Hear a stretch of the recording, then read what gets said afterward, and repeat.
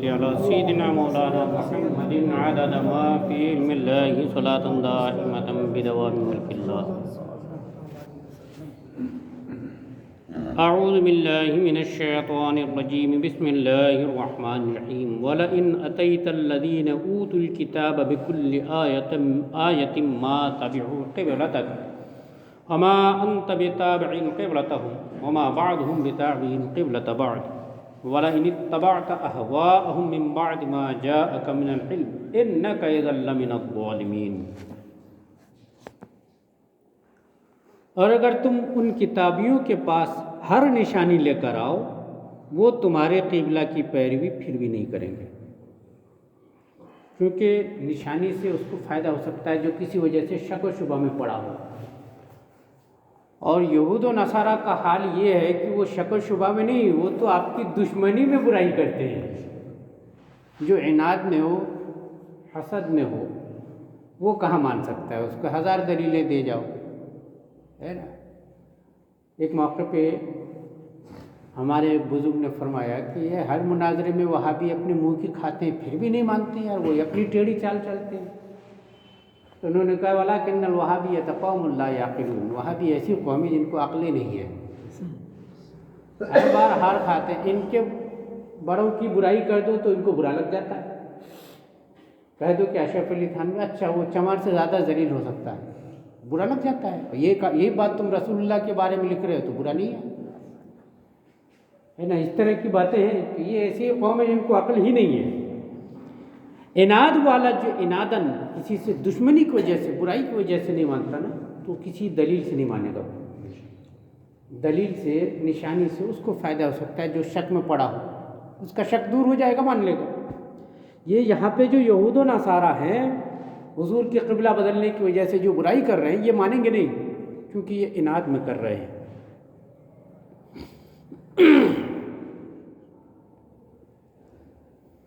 اور نہ تم ان کے قبلہ کی پیروی کرو. یعنی یہ قبلہ جو بنا گیا کعبہ شریف کو، اب یہ کبھی منسوخ ہوگا ہی نہیں. اب یہ منسوخ ہوگا نہیں تو مسلمان اس کے علاوہ کسی اور قبلہ کی طرف جا ہی نہیں سکتے. اور وہ آپس میں بھی ایک دوسرے کے قبلہ کے تابع نہیں ہیں. یہود و نصارہ دونوں کہتے تو ہیں بیت المقدس قبلہ ہے، مگر دونوں اتفاق نہیں ہے بیت المقدس کی طرف ہے، کیونکہ ہر ایک کا قبلہ بیت المقدس میں بھی جدا جدا ہے. یہود تو صخرہ بیت المقدس کو اپنا قبلہ قرار دیتے ہیں، ایک چٹان بیت المقدس میں جہاں کہتے ہیں موسیٰ علیہ الصلوۃ والتسلیم بیٹھا کرتے تھے. اسی چٹان کے ساتھ میں براق کو آپ نے باندھا تھا معراج کی رات میں، سمجھ گئے. وہیں پہ حضرت عمر رضی اللہ تعالی عنہ نے آج مسجد عمر تعمیر کر دیا ہے. ابھی وہاں مسجد عمر ہے. یہودی کہتے ہیں قبلہ یہ ہے، اور عیسائی لوگ کہتے ہیں بیت المقدس سے پورب کی طرف ایک جگہ ہے، مقام شرقی بولتے ہیں اس کو، جہاں پہ حضرت عیسیٰ علیہ السلام کی روح پھونکی تھی حضرت جبرائیل نے حضرت مریم کے بدن میں. عیسائی لوگ اس کو قبلہ مانتے ہیں. تو بیت المقدس میں بھی وہ ایک نہیں ہے. یہودی کہتے ہیں یہاں ہے قبلہ، عیسائی کہتے ہیں یہاں ہے قبلہ. جس جگہ صخرہ جس کو بولتے ہیں نا، صخرہ ایک چٹان کو بولتے ہیں، وہاں پہ ایک دیوار ہے سلیمان علیہ السلام کے زمانے کی بنائی ہوئی.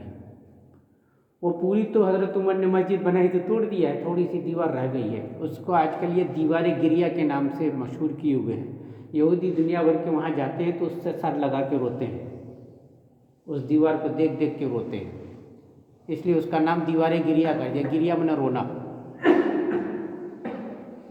فارسی میں گریہ بولتے ہیں، انگلش میں کرائم بولتے ہیں. تھوڑا بہت فرق ہے زبانوں میں. اللہ اسی کو فرما رہا ہے وہ آپس میں بھی ایک دوسرے کے قبلہ کے تابع نہیں ہیں. اے سننے والے، اگر تو ان کی خواہشوں پر چلا بعد اس کے کہ تجھے علم مل چکا تو اس وقت تو ضرور ستمگار ہوگا. یہ مسلمانوں کو کہا جا رہا ہے.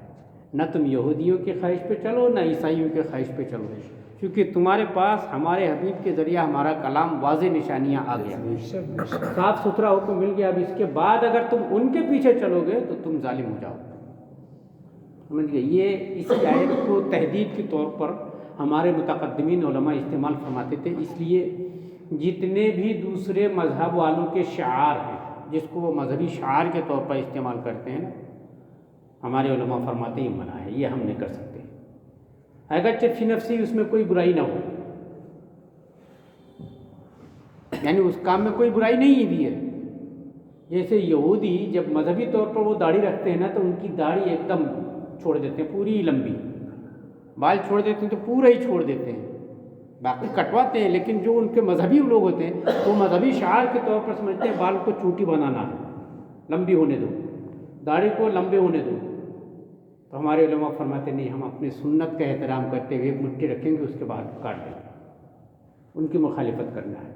بال اگر بڑھ بھی گئے تو کاندھے تک آنے دیں گے، اس سے زیادہ نہیں دیں گے، کاٹ دیں گے، اور جو بھی ہے اس میں مرد لوگ چوٹی نہیں بنائیں گے، یہ یہودیوں کا دستور تھا، اس سے مخالفت کرنا ہے۔ ایسے عیسائی لوگ یہ دنیا میں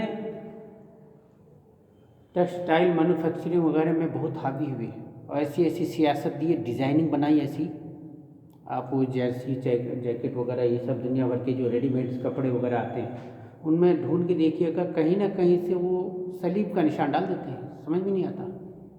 یہ جپ بناتے ہیں، اس میں بنا دیا ایک صلیبی کراس چھوٹا سا، آدمی اس کو کراس سمجھ کے نہیں اوپر، مگر ان کے حساب سے ہو گیا، سمجھ گئے۔ ایسے ہی صلیب کی نشانی دو طرح کے بناتے ہیں، ایک بناتے ہیں اس کو اینکر بولتے ہیں، وہ نیچے سے ایسا آنکڑا بنا رہتا ہے، سمجھ گئے، اس کو بھی وہ صلیب مانتے ہیں، اور اس لیے وہ چیزوں میں ڈالنے کی کوشش کرتے ہیں۔ اب ادھر سے چونکہ کچھ دنوں تک مسلمان دھڑلے کے ساتھ ان چیزوں کا استعمال کیے ہیں، اب تھوڑا سا علماء کرام کی محنت مشقت رنگ لائی، مسلمانوں کو پتہ چل گیا کہ نہیں یہ مذہبی شعار داخل کر رہے ہیں، تو مسلمان ان چیزوں سے پرہیز کرنے لگے، دکانوں میں مال خریدنے جانے لگے تو پہلے دیکھنے لگے ایسا کچھ تو نہیں ہے، یہ سب چھوڑنے لگے۔ تو اب انہوں نے انتہائی برائی اور گھناؤنی حرکتیں کرنا شروع کی کہ الٹی سیدھی چیزوں میں اسلامی چیزوں کو چھاپنا شروع کیا۔ ابھی ایک فیشن ڈیزائنر نے عورت کا پاجامہ ڈیزائن کیا تھا، اس میں آیتیں لائی، قرآن پاک کی آیتیں لکھ ڈالی تھی۔ ابھی ایک نے جوتا کا ایسا ڈیزائن بنایا کہ اس کے سول میں پورا کلمہ طیبہ لکھ دیا، لوگ سمجھتے تھے ڈیزائن ہے، جب اس کو پہنے تو اس کی جو چھاپ پڑتی تھی پورا کلمہ طیبہ کی مہر بن جاتی تھی اس میں۔ یہ کریں گے ہی کریں گے، اس لیے مسلمانوں کو فرمایا جا رہا ہے کہ تم حقیقت علم تمہارے پاس آ چکا، اس کے بعد بھی اگر تم ان کی پیروی کرو گے تو تم بھی ظالم ہو جاؤ گے۔ ہمیں ان کی پیروی نہیں کرنا ہے، ہمیں پیروی اپنے رسول کی کرنا ہے، سمجھ گئے، اپنے رسول کی پیروی کا سیدھا سا راستہ ہے، اس میں ہم کو ایکسٹرا کچھ کرنا نہیں پڑتا، ہم جتنا سادہ زندگی جئیں گے اتنے اپنے رسول کی سنت پہ رہیں گے، اور جتنی زیادہ فیشن اپنائیں گے دوسروں کی طرف بڑھتے چلے جائیں گے، کیونکہ دوسری دنیا کی تمام قومیں مسلمانوں کو گناہوں میں ملوث کرنے کی فکر کرتی ہیں، مسلمان ایک ایسی قوم ہے کہ دوسروں کو کیا مبتلا کریں گے، خود اپنے آپ کو بچانے کی فکر کر لے، یہی بہت بڑی بات ہو جائے گی۔ مسلمان کو اس کے دین نے یہ سکھایا ہے کہ تم اپنا بھی نقصان نہ چاہو، کسی دوسرے کا بھی نقصان نہ چاہو۔ مسلمانوں کو مسلمان کہہ کے اللہ تعالیٰ نے فرمایا تم بہترین امت ہو، کیوں بہترین ہو؟ تم اچھائیاں بتاتے ہو، برائیوں سے منع کرتے ہو، یہ ہماری شان بتایا ہے قرآن میں اللہ تعالیٰ نے، تو یہ ہماری صفت ہے بھی، ہم کسی کا برا نہیں چاہتے، ہم کسی کو برے باتوں کو نہیں بتاتے۔ کوئی اگر زہر پی رہا ہو ہم کو معلوم ہے کہ زہر ہے تو ہم منع کر دیں گے، کوئی گڈھے میں گرنے جا رہا ہو ہم کو معلوم ہے کہ گڈھے میں جا رہا ہے تو ہم بچا لیں گے، یہ ہمارا ہم کو حکم دیا گیا ہے۔ اور یہ جانتے بوجھتے کچھ ایسے راستے اختیار کرتے ہیں کہ مسلمان پریشان ہوں، یہ تکلیف میں جائیں، گناہ میں پڑے۔ اللہ نے تاکید فرما دیا ہے کہ اگر تم حق آ جانے کے بعد بھی ان کے بتائے ان کی خواہشوں کے مطابق چلے گا تو ضرور تو ستمگار ہوگا۔ الذین آتیناہم الکتاب یعرفونہ کما یعرفون ابناءہم وان فریقا منہم لا یکتمون الحق وہم یعلمون، جنہیں ہم نے کتاب عطا فرمائی، توریت، انجیل، زبور، جنہیں ہم نے کتاب عطا فرمائی، یعنی اہل کتاب اپنی کتابوں میں، ان کی کتابوں میں ہم نے اپنے آخری رسول کی اتنی ساری نشانیاں بیان کر دی ہیں کہ وہ آپ کو بالکل پہچان لیتے ہیں، جو اپنی کتابوں کو پڑھتے ہیں وہ آپ کو پہچانتے ہیں، اور کیسا پہچانتے ہیں؟ دیکھیے، وہ جنہیں ہم نے کتاب عطا فرمائی وہ اس نبی کو ایسا پہچانتے ہیں جیسے آدمی اپنے بیٹوں کو پہچانتا ہے، اتنا پہچانتے ہیں۔ جیسے آدمی اپنے بیٹے کو دیکھتا ہے فوراً پہچان لیتا ہے، کوئی شک نہیں ہوتا کہ میرا بیٹا ہے کہ کس کا بیٹا آ رہا ہے، نہیں؟ ایسے ہی علماء یہود حضور کو دیکھ کے ہی پہچان گئے، لیکن دشمنی کی وجہ سے تو قبول نہیں کیے، انادت نہیں مانے، حسد کی وجہ سے۔ جب یہ آیت نازل ہو گئی تو عبداللہ ابن سلام، کیونکہ اخبار تھی پہلے، آپ یہودیوں کے بڑے عالم تھے، حضور کو دیکھتے ہی مسلمان ہو گئے تھے۔ ایک دن یہ آیت نازل ہونے کے بعد حضرت عمر نے پوچھا عبداللہ بن سلام سے کہ عبداللہ بھائی بتاؤ، یہ آیت میں یہ کہا گیا ہے کہ اہل کتاب یعنی یہود و نصارہ ہمارے نبی کو ایسا پہچانتے ہیں جیسے آدمی اپنے بیٹوں کو پہچانتا ہے، بھلا یہ کیسے ہو سکتا ہے کہ جیسے آدمی اپنے بیٹوں کو پہچانتا ہو ویسے حضور کو پہچانے؟ تو عبداللہ بن سلام کھڑے ہو گئے جوش میں آ کے، بولے عمر اگر آپ مجھ سے قدیم الاسلام نہ ہوتے تو اس بات پر میں آپ کے منہ پہ مار دیتا۔ میں اپنے بیٹوں کے اوپر شک کرتا ہوں چونکہ عورتوں کا حال تم کو معلوم ہے، میں اگر رسول اللہ کے اوپر شک نہیں کر سکتا چونکہ ان کا حال ہم کو اللہ نے بتایا ہے، ہماری کتابوں میں ان کے اتنے اوصاف، اتنے کمالات، اتنے فضائل و شمائل بیان کیے گئے ہیں کہ ہم یقینی طور پر پہچانتے ہیں کہ یہ اللہ کے رسول ہیں، آخری پیغمبر آخر الزماں یہی ہے۔ اور بیٹوں کو ہم اتنا یقین سے کہاں پہچان سکتے ہیں، عورتوں کا حال تو تم کو معلوم ہے۔ جب یہ بات کہے تو عمر ایک دم جوش میں آ گئے، عبداللہ بن سلام کو پکڑ کے ان کی پیشانی کا بوسہ لے لیا، تو واقعی میں سچ کہہ رہے ہو تم ہمارے رسول کو، اپنے رسول کو اللہ کے بتائے مطابق پہچانتے ہو، ہے نا؟ اور بیٹوں کو کیا ہے، عورت بتاتی ہے تمہارا ہی بیٹا ہے نا، اب اس کا حال کیا ہے اللہ ہی جانتا ہے، اور رسول کا حال تو اللہ نے خود بتایا نا اپنی کتابوں میں، تورات شریف میں بتایا، انجیل شریف میں بتایا، اللہ تعالیٰ نے اپنی کتابوں میں بتایا، تو یہ یقینی علم ہے۔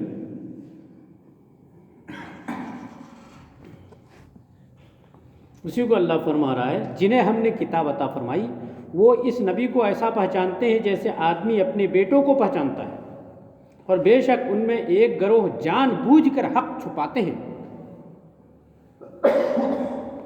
یعنی تورات شریف میں جو حضور کے نعت و صفات لکھی ہیں، علماء اہل کتاب کا ایک گروہ اس کو حسدن اور عنادن جان بوجھ کر چھپاتا ہے، قصدن وہ چھپانے کی کوشش کرتا ہے کہ یہ لوگوں کو معلوم نہ ہو جائے۔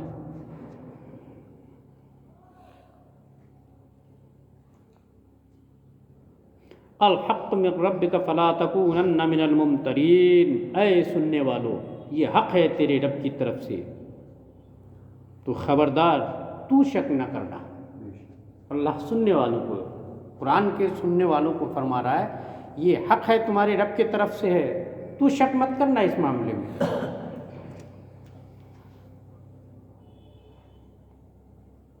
وَلِكُلٍّ وِجْهَةٌ هُوَ مُوَلِّيهَا فَاسْتَبِقُوا الْخَيْرَاتِ أَيْنَمَا تَكُونُوا يَأْتِ بِكُمُ اللَّهُ جَمِيعًا إِنَّ اللَّهَ عَلَى كُلِّ شَيْءٍ قَدِيرٌ۔ اور ہر ایک کے لیے توجہ کی ایک سمت ہے کہ وہ اسی کی طرف منہ کرتا ہے، ہر ایک کے لیے اللہ تبارک و تعالیٰ نے ایک جہت بنا دیا، ایک سمت بنا دیا کہ اس کی طرف متوجہ ہو۔ آپ انسان تو انسان، جاندار تک ہر ایک کو ایک سمت دے دیا اللہ تعالیٰ نے، اگر وہ توجہ بھنگ کر جائے نا تو اپنے ٹھکانے تک نہیں پہنچ سکتے۔ اب دیکھتے ہیں سائبیریا وغیرہ سے، سائبیریا کہاں ہے؟ روس کے ٹھنڈے علاقوں میں برف سال بھر کے زیادہ تر دنوں میں برف جمع رہتا ہے، ادھر کچھ پرندے ایسے ہیں ان کو بچے دینا ہوتا ہے، انڈے دینا ہوتا ہے، تو وہ برف میں انڈے پکیں گے تیار ہوں گے کیا؟ تو وہ انڈیا وغیرہ آ جاتے ہیں، پاکستان آ جاتے ہیں، انڈیا آ جاتے ہیں انڈے بچے دینے کے لیے، اتنی دور کا سفر کرتے ہیں، پھر یہاں سے بچے دے کے تیار کر کے پھر لے کے جاتے ہیں۔ ان کی ایک توجہ کی جہت ہے، پرندوں وغیرہ کے لیے نارتھ میگنیٹک کوڑ جو ہے، اتری کونا، اتری دھرو، وہ ہوا میں اڑتے ہیں، اتری دھرو کی طرف ایک کھنچاؤ ہوتا ہے، ان کا قبلہ ہے ان کا، ادھر دیکھتے ہوئے چلتے ہیں، دنیا کے جس کونے میں چلے جائیں وہ اپنی جگہ پہنچیں گے واپس، ایک جہت ہے ان کی۔ मधु मक्खी अपना छत्ता इस पेड़ के डाल पे लगाई है और रस चूसने के लिए कहाँ कहाँ चली जाती है, इतनी छोटी सी है, जंगल में घूम रही है पूरी में, मगर अपने ही छत्ते में वापस जाती है। तो हर एक के लिए अल्लाह तबारक व तआला ने एक जिहत मुतय्यन कर दिया है, उसका यही काम है वो अपनी जिहत पे जाए। ऐसे हर कौम के लिए भी अल्लाह ताला ने एक जिहत मुतय्यन कर दिया है, समझिए। हमारे हिंदुस्तान में भी अभी तो खैर जैसी ज़मीन मिलती है वैसे बना लेते हैं। हमारे हिंदुस्तान में पुराने ज़मानों से पूरब मुखी मंदिर का ज़्यादा महत्व था। यहाँ मंदिर पूरब मुखी बनाते थे, समझ गए। उसको आमतौर पर सूर्योदय वाला मंदिर कहते थे। सूर्योदय वाला मंदिर का मेन द्वार पूरब को होगा तो उसका किबला पश्चिम को नहीं होगा, होगा ना। इसमें कोई ना कोई मकसद तो था। अब ये मकसद घुमला गए कहीं भी किसी भी तरह आरे तीर से टेढ़े जैसे पलट मिलता है वैसे बना डालते हैं। तो हज़रत ने चूँकि अपना मज़हब घुमा डाला है और इस्लाम अल्हम्दुलिल्लाह इसकी हिफाजत अल्लाह फरमा रहा है। बेशक हर एक के लिए तवज्जो की एक सिमत है कि वो उसी की तरफ मुँह करता है। अब ये मुसलमानों को फरमा रहा है कि तवज्जो की सिमत तो है, उसी की तरफ मुँह करना, ये तुम्हारा मामला साफ़ हो गया। अब तुम्हारा ये काम नहीं है कि तुम उस मामले में बहस करो, अब तुम्हारे लिए ये चाहिए कि तुम ये चाहो कि नेकियों में आगे निकल जाएं, यानी एक दूसरे से ज़्यादा नेकियां करें, ये ख्वाहिश बनाओ और ज़्यादा से ज़्यादा नेकियां करने की कोशिश करो। ऐनमा तकूनु याति बिकुमुल्लाहु जमीआ, तुम जहाँ कहीं भी हो अल्लाह तुम सबको इकट्ठा ले आएगा। तुम जहाँ कहीं भी हो तुम सबको इकट्ठा ले आएगा। क़यामत के दिन सबको जमा फरमाएगा और आमाल की जज़ा देगा। बेशक अल्लाह जो चाहे करे। वमिन हैसु खरजत फवल्ली वजहक शत्रल मस्जिदिल हराम, और ए महबूब और जहाँ से आओ अपना मुँह मस्जिद हराम की तरफ करो। जहाँ से भी आओ, चाहे किसी भी शहर से सफ़र के लिए निकलो, नमाज में अपना मुँह मस्जिद हराम यानी काबा शरीफ की तरफ कर लो, जिस शहर से भी जहाँ से भी निकलो। अच्छा, वो खरजता कहा गया है, मिन हैसु खरजता, जहाँ से भी निकलो। वजह क्या है? आदमी अगर अपने शहर में है तो मुसलमानों को हुक्म क्या है? अपना जहाँ शहर बसाओ, जहाँ पे बसो। तो सबसे पहले मुसलमानों का तरीक़ा क्या था? हम आप लोग आज तरीक़ा ही घुमा डाले हैं। पहले घर माल दुकान मकान वगैरह सब बना लेते हैं, बाज़ार पहले तय कर लेते हैं, उसके बाद फिर चंदा करने निकलते हैं, एक मस्जिद भी बनाना पड़ेगा यार। ये हमारा तरीक़ा नहीं है। हमारा तरीक़ा क्या था? हमारे असलाफ जिस इलाके को भी फतह करते हुए या जैसे भी बढ़ते हुए आगे बढ़ते थे जाते थे तो सबसे पहले मस्जिद बनाते थे। सबसे पहले उनका क्या तरीक़ा होता था? पहले अल्लाह का घर बनाते थे, फिर उसके बाद में हम अपना घर बनाते थे। तो मुसलमान अपने शहर में रह गए तो अपने अल्लाह का घर तो वहाँ है ही, तो वहाँ किबला की तरफ तवज्जो करने की क्या, वहाँ तो ऑटोमेटिक बना हुआ है मस्जिद, वहाँ जाएंगे किबले की तरफ मुँह हो ही जाएगा। अब जब शहर से निकलो सफ़र पे तो क़िबला का ख्याल रखना, जहाँ कहीं भी जहाँ से भी आओ अपना मुँह मस्जिद हराम की तरफ करो इबादत के वक्त, ये फरमाया जा रहा है। और वो ज़रूर तुम्हारे रब की तरफ से हक़ है और अल्लाह तुम्हारे कामों से गाफिल नहीं है। वमिन हैसु खरजत फवल्ली वजहक शत्रल मस्जिदिल हराम वहैसु मा कुंतुम फवल्लू वजूहकुम शत्रहु लिअल्ला यकून लिन्नासि अलैकुम हुज्जह इल्ला लज़ीना ज़लमू मिनहुम फला तख़शौहुम वख़शौनी वलिउतिम्म निअमती अलैकुम वलअल्लकुम तहतदून। और ए महबूब, तुम जहाँ से आओ अपना मुँह मस्जिद हराम की तरफ करो। ये रसूलुल्लाह को भी कहा गया कि आप भी जहाँ से निकलो अपना मुँह मस्जिद हराम ही की तरफ करके नमाज़ पढ़ो। ये ताकीदी इसलिए फरमा दिया गया है क्योंकि मस्जिद हराम हुजूर के नमाज का क़िबला है और हुजूर की ज़ात गिरामी ख़ुद मस्जिद हराम का भी क़िबला है। इसीलिए जब मक्का मुकर्रमा फ़तह हुआ, फ़तह मक्का के दिन हज़रत बिलाल को अज़ान के लिए काबे की छत के ऊपर चढ़ने का हुक्म हुआ। अब काबे की छत के ऊपर चढ़े तो अब तक ये था कि जहाँ से कहीं से भी अज़ान देते थे काबे की तरफ मुँह कर लेते थे। अब तो काबे की छत के ऊपर चढ़ गए तो किधर मुँह करेंगे? तो इधर उधर को न देखने लगे। सरकार एक जगह जाके खड़े हो गए कि बिलाल अब मेरी तरफ मुँह करके अज़ान, समझ गए। تو چونکہ کعبے کا قبلہ بھی حضور ہے، بے شک سمجھ گئے؟ اعلیٰ حضرت نے اسی کو کہا ہے حاجیو آؤ شہنشاہ کا روضہ دیکھو، کعبہ تو دیکھ چکے، اب کعبے کا کعبہ دیکھو۔ ہمارے حضور جو ہے نا کعبے کا بھی کعبہ ہے۔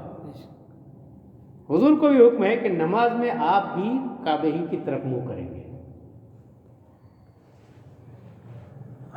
اے محبوب تم جہاں سے آؤ اپنا منہ مسجد حرام کی طرف کرو، اور اے مسلمانوں تم جہاں کہیں ہو اپنا منہ اسی طرف کرو کہ لوگوں کو تم پر کوئی حجت نہ رہے اور کفار کو یہ طعن کرنے کا موقع نہ ملے کہ انہوں نے قریش کی مخالفت میں حضرت ابراہیم اور حضرت اسماعیل کا قبلہ چھوڑ دیا، مگر جو ان میں ناانصافی کریں اور عناد اور بیجا اعتراض کریں تو ان کا تو کوئی جواب ہی نہیں ہے دشمنی میں کوئی اعتراض کرے تو، ویسے تم موقع مت دو ان کو اعتراض کرنے کا۔ تو ان سے نہ ڈرو، اللہ فرما رہا ہے کفار مشرکین اور بے دینوں سے نہ ڈرو اور مجھ سے ڈرو، یہ اس لیے ہے کہ میں اپنی نعمت تم پر پوری کروں، کسی طرح تم ہدایت پا جاؤ۔ یہ اللہ تبارک و تعالیٰ فرما رہا ہے میں چاہتا ہوں کہ تم پر اپنی پوری نعمت دے دوں، اپنی نعمتیں تم پر پوری کر دوں تاکہ تم مکمل ہدایت یافتہ ہو جاؤ۔ کما ارسلنا فیکم رسولا منکم یتلو علیکم آیاتنا ویزکیکم ویعلمکم الکتاب والحکمت ویعلمکم ما لم تکونوا تعلمون، جیسا ہم نے تم میں بھیجا ایک رسول تم میں سے۔ یہ امت محمد کو اللہ تعالیٰ خطاب فرماتے ہوئے پہلی آیت میں کیا فرمایا؟ مجھ سے ڈرو، اور اس لیے بھی مجھ سے ڈرو کہ میں تم پر اپنی نعمتیں پوری کر دوں، اپنی نعمتیں پوری کر دوں۔ فرمانے کے بعد کیا کہہ رہا ہے؟ جیسا کہ ہم نے ایک بڑی نعمت محمد کی شکل میں تمہارے درمیان دی۔ کیا فرما رہا ہے؟ جیسا ہم نے تم میں بھیجا ایک رسول تمہیں میں سے۔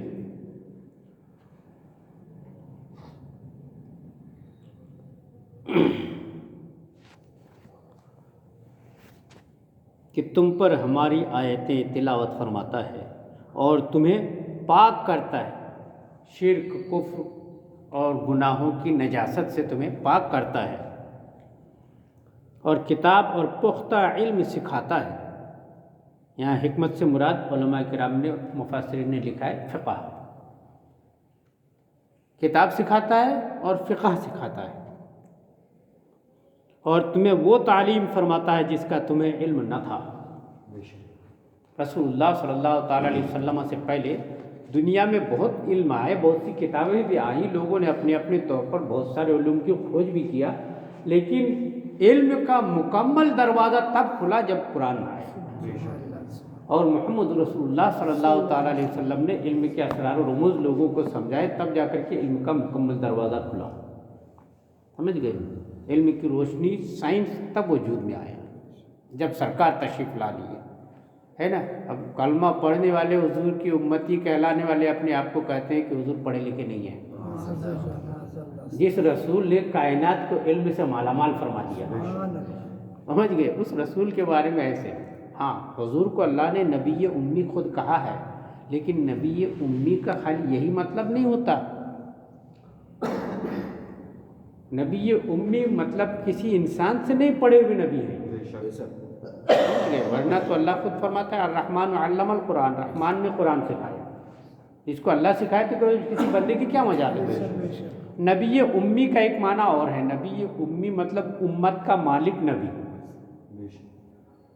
نبی امی کا ایک معنی یہ بھی بیان کیا گیا ہے کہ مکہ مکرمہ کا پرانا نام ام القریٰ ہے، تو مکہ کا رہنے والا، ام القریٰ کا رہنے والا امی، جیسے الہ آباد کا رہنے والا الہ آبادی بولتے ہیں نا، اس طرح سے ام القریٰ کا رہنے والا امی، اس حساب سے بھی کہا گیا ہے، مگر بھائی لوگوں نے زبردستی کر کے امی کا ترجمہ لکھ دیا جاہل نبی معاذ اللہ، جبکہ مسلمان کے لیے دو لفظ، ایک لفظ جاہل، اگرچہ وہ کچھ بھی پڑھا لکھا نہیں پھر بھی جاہل کہنا ناجائز ہے مسلمان کو، مسلمان کے حق میں گالی ہے یہ، سمجھ گئے؟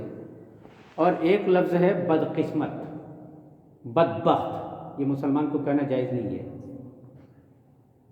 ہم لوگ بول دیتے ہیں، اپنے بچوں کو ہی بول ڈالتے ہیں گالی کے طور پر، غصے میں آ کے بول دیتے ہیں، جبکہ یہ ناجائز ہے۔ گناہ ہے. مسلمان کو بدبخت نہیں کہہ سکتے, مسلمان کو جاہل نہیں کہہ سکتے. اس کی وجہ کیا ہے؟ دنیا میں سب سے بڑا علم ہے کہ اللہ ایک ہے. کم سے کم مسلمان کو وہ علم تو حاصل ہے. تو جو اتنا بڑا علم جانتا ہے اس کو آپ جاہل کیسے کہہ سکتے ہیں؟ وہ ناسمجھ ہو سکتا ہے, بے پڑھا ہو سکتا ہے, کہ کوئی علم نہیں جانتا, یہ ہو سکتا ہے, لیکن جاہل نہیں ہو سکتا. اور بدبخت کا مطلب دنیا میں سب سے بڑی سعادت مندی کیا ہے؟ ایمان.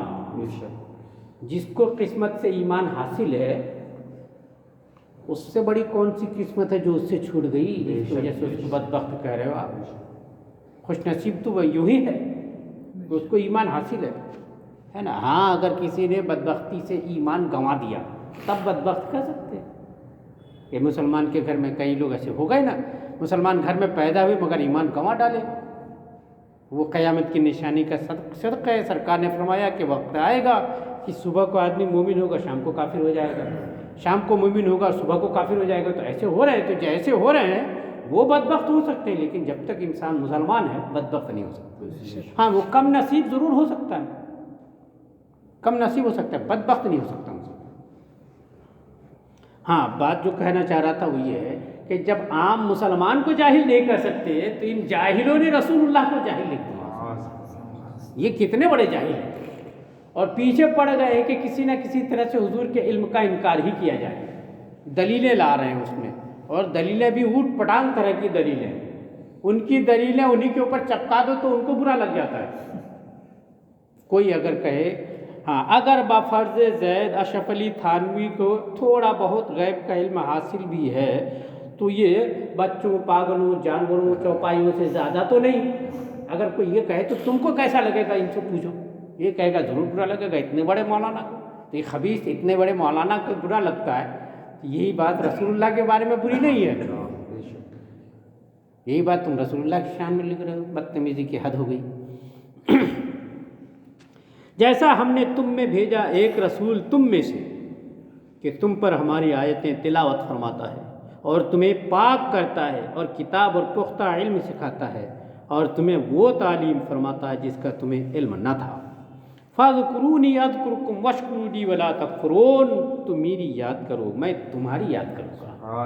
اللہ کیا فرما رہا ہے؟ تو تم میری یاد کرو میں تمہارا ذکر کروں گا. تم لوگ میرا ذکر کرو میں تمہارا ذکر کروں گا. ذکر تین طرح کا ہوتا ہے. ایک تو ذکر لسانی, اور ایک ہے ذکر قلبی, اور ایک ذکر بالجوارح. ذکر لسانی کا مطلب یہی ہے کہ تسبیح, تحمید, اللہ تعالیٰ کی ثنا بیان کرنا, قرآن پاک کی تلاوت کرنا, یہ سب. نعت پڑھنا یہ بھی ذکر لسانی میں داخل ہے. درود شریف پڑھنا یہ بھی ذکر لسانی ہے. ہم درود پڑھ رہے ہیں لیکن اللہ کے ذکر کا ثواب الگ مل رہا ہے, حضور کے درود کا ثواب الگ مل رہا ہے. ہاں درود ثواب کے حساب سے ذو جہتین ہے. میں نے یہ درود ہے, حضور کی محبت میں پڑھ رہے ہیں اس کا بھی ثواب مل رہا ہے, اور اللہ کا ذکر کر رہے ہیں اس کا بھی ثواب مل رہا ہے. ڈبل ثواب والی چیز ہے درود شریف, ہے نا. ذکر ذو جہتین بولتے ہیں ایسی عبادتوں کو. اور ایک قلبی ہے. ذکر قلبی کا مطلب اللہ تعالیٰ کے نعمتوں میں غور و فکر کرنا, عجائب قدرت میں غور کرنا, آیات میں بیان, احادیث میں غور و فکر کرنا, مسائل کا استنباط کرنا. یہ علماء اور فقہاء کرام کا ذکر ہے, وہ غور و فکر کرتے رہتے ہیں. سمجھ گئے؟ امام احمد بن حنبل, نام تو سنا ہوگا نا, حنبلی مسلک انہیں سے چلا ہے. یہ علم حاصل کرنے کے لیے امام شافعی کے شاگرد ہیں. اپنے استاد سے جتنا سیکھنا تھا, جتنا انہوں نے سکھانا تھا سکھا دیا. اس کے بعد فرمایا کہ جاؤ اور جہاں جہاں علم حدیث وغیرہ تم کو حاصل ہو اس کو بھی حاصل کر کے آؤ. پھر یہ سفر پہ نکلے. 6 سال باہر رہا کوفہ شریف سے. کوفہ سے کہا 6 سال باہر رہے. 6 سال کا سفر کر کے پھر اپنے استاد کو خط لکھا کہ میں جہاں تک حدیث کے علماء موجود ہیں, جہاں جہاں مجھے ملے میں نے وہ علم حاصل کر لیا, اب میں واپس آپ کے پاس آنا چاہتا ہوں. تو امام شافعی نے خلیفہ کو حکم دیا کہ دیکھو بھئی ایک عالم آ رہا ہے جو میرے خیال سے مجھ سے زیادہ حدیثیں یاد کر کے آ رہا ہے. میرا شاگرد تو ضرور ہے لیکن حدیثیں مجھ سے زیادہ یاد کر لی, 6 سال اور علم حاصل کرتا رہا, اس کا استقبال کرنا چاہیے. تو بادشاہ نے کیا کیا, شہر سے 6 میل یا 36 میل دور تک قالین بچھوائے. ان کے استقبال کو وہاں تک گیا. حضرت امام شافعی بھی گئے ان کے ساتھ ساتھ. کہ اپنے شاگرد کا استقبال کر کے لا رہے ہیں، چونکہ ہم سے زیادہ علم حاصل کر لیا اس نے، یہ علم کی قدر دیکھیے، سمجھ گئے؟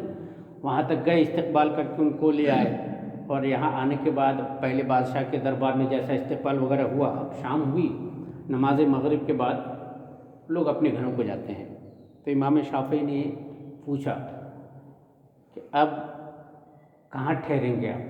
بادشاہ کے محل میں مہمان خانے میں ٹھہریں گے یا فقیر کے گھر میں، یعنی میرے گھر میں رہیں گے؟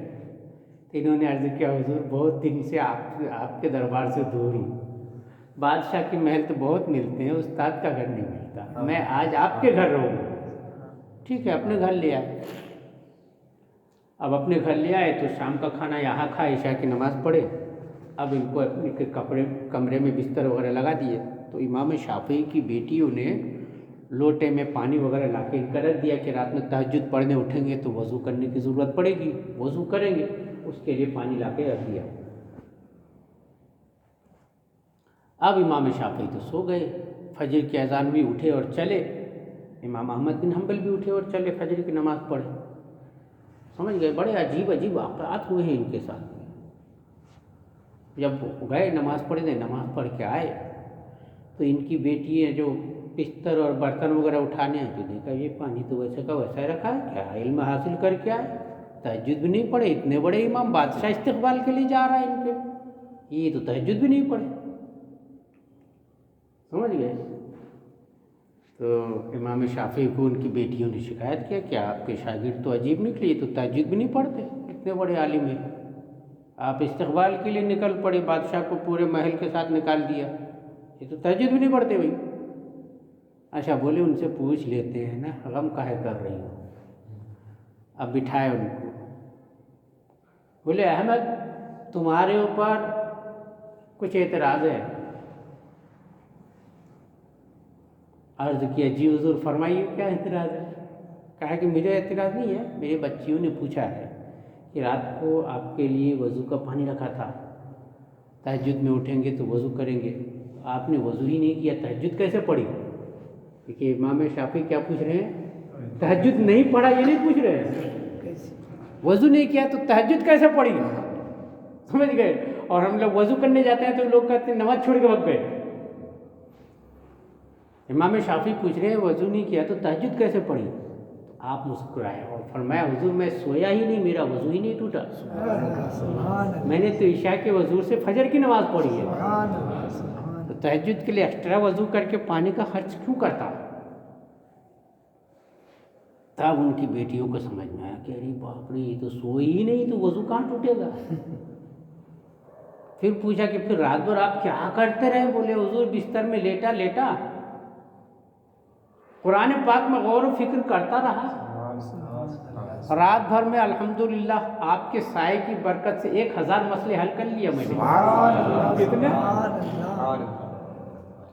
ہمارے اور ان میں کتنا فرق ہے، ہم کو ایک مسئلہ حل کرنے دیا جائے تو پوری رات ہو سکتا ہے پورا ہفتہ گزار دیں حل کرنے میں، اور وہ ایسے تھے کہ ایک رات میں 1000 مسئلے حل کیا، قرآن پاک سے نکالا، وہاں اور کوئی کتاب ان کے پاس نہیں تھی، ان کے کمرے میں قرآن پاک کا نسخہ رکھا تھا تلاوت کے لیے، وہی قرآن میں غور و فکر کرتے رہے، رات بھر میں 1000 مسئلے حل کر دیے۔ یہ جو قرآن میں غور و فکر کرنے والی بات ہے نا، یہ بھی ذکر قلبی ہے، یہ بھی ذکر ہے، اور ایک ہے ذکر بالجوارح، اعضاء کے ساتھ ذکر کرنا، اس میں بہت ساری چیزیں آتی ہیں، جیسے سفر حج پہ نکلیے، کوئی بھی دینی سفر پہ نکلے، یہ سب ذکر میں داخل ہے، سمجھ گئے؟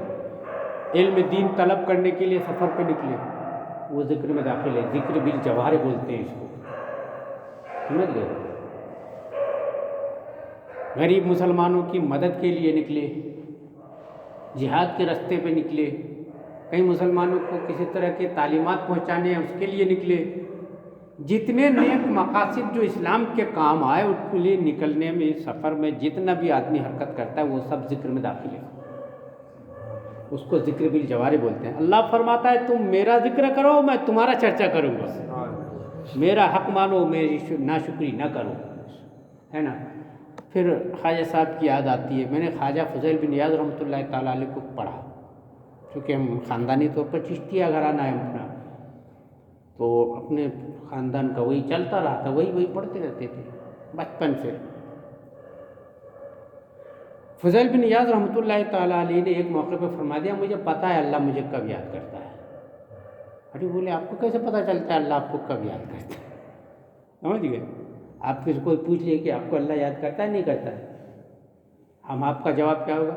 کیا معلوم بھائی، ہے نا؟ ہم تو یہی بولیں گے کیا معلوم اللہ ہم کو یاد کرتا ہے نہیں کرتا ہے۔ فضیل بن ایاض رحمۃ اللہ تعالیٰ علیہ فرماتے ہیں مجھے پتہ ہے کہ اللہ مجھے کب یاد کرتا ہے۔ اس نے پوچھ لیا کیا آپ کو کیسے پتہ چلتا ہے؟ بولے امام شافعی سے پتہ چلا مجھے۔ امام شافعی اور خواجہ فضیل میں ملاقات نہیں ہوئی کبھی ہے، ان کے بعد پیدا ہوئے خواجہ فضیل بن ایاض، لیکن کتابیں پڑھتے تھے، بزرگوں سے سبق حاصل کیا جاتا تھا، پہلے ہمارا طریقہ تھا یہ۔ فرمایا انہوں نے ایک موقع پہ یہی بات کہی اور جو توجیہ پیش کی وہ میرے دل نے محفوظ کر لیا، وہ میں سمجھ گیا کہ صحیح بات ہے۔ وہ کیسے؟ بولے آپ کو پتہ کیسے چلتا ہے اللہ آپ کو یاد کرتا ہے؟ بولے جب میں اللہ کو یاد کرتا ہوں تو سمجھ جاتا ہوں کہ اللہ بھی مجھے یاد کر رہا ہے، کیونکہ وہ توفیق نہیں دے گا تو میں کیسے یاد کروں؟ تو پہلے اللہ مجھے یاد کرتا ہے تب تو میں یاد کرتا ہوں، پہلے وہ مجھے توفیق دیتا ہے پھر میں اللہ کو یاد کرتا ہوں۔ اسے سمجھ میں آتا ہے نا کہ میں اللہ مجھے کب کب یاد کرتا ہے؟ بھائی جب میں یاد کرتا ہوں تو وہ یاد کرتا ہے۔ اچھا اس کی یاد زیادہ ہے، اللہ اپنے بندے کو زیادہ یاد کرتا ہے۔ کیسے؟ ایک مرتبہ اس نے ہم کو یاد کی توفیق دیا، ہم نے یاد کر لیا، تو توفیق دیا تب یاد فرمایا اللہ تبارک و تعالیٰ نے، اور پھر ہم نے یاد کیا تو اس کا ثواب دینے کے لیے بھی یاد فرمایا، اس کا بدل دینے کے لیے بھی یاد فرمایا۔ تو وہ 2 بار یاد کرتا ہے، ہم 1 بار یاد کرتے ہیں۔ اس کو ہمارے بزرگ کہتے ہیں تم اللہ کی طرف 1 قدم چلو تو اللہ کی رحمت تمہاری طرف 2 قدم بڑھے گی۔ اسی کو اس طرح سے کہا گیا ہے۔ تو میری یاد کرو میں تمہارا چرچا کروں گا، اور میرا حق مانو میری ناشکری نہ کرو۔ ایک حدیث قدسی میں آیا ہے کہ جب بندہ اسفلوں میں، نچلوں میں، انسانوں میں میرا ذکر کرتا ہے تو میں کرو بیان میں، مقدسوں میں، فرشتوں میں اس کی چرچا کر دیتا ہوں۔ بندہ مجھے زمین پہ یاد کرتا ہے، میں اسے عرش پہ یاد کرتا ہوں۔ یہ اللہ تبارک و تعالیٰ کا احسان ہے۔ اب یہ ہماری کم ظرفی کہیے یا کم نصیبی کہ ہم دنیا میں اللہ جیسی شان والا کوئی نہیں کائنات میں، اس شان والے کو بھلا کے اس کو اور اس کو یاد کرتے رہتے ہیں۔ یاد ہی کرنا ہے تو اللہ کو یاد کرو، جو یاد کبھی بیکار نہیں جانے والی، اجر و ثواب بھی ملے گا، اور کسی وقت بھی آپ کا یاد کرنا قبول ہو گیا تو بس ایک ہی قبول کافی ہے نا، ہماری دنیا اور آخرت دونوں سنور جائے گی انشاءاللہ۔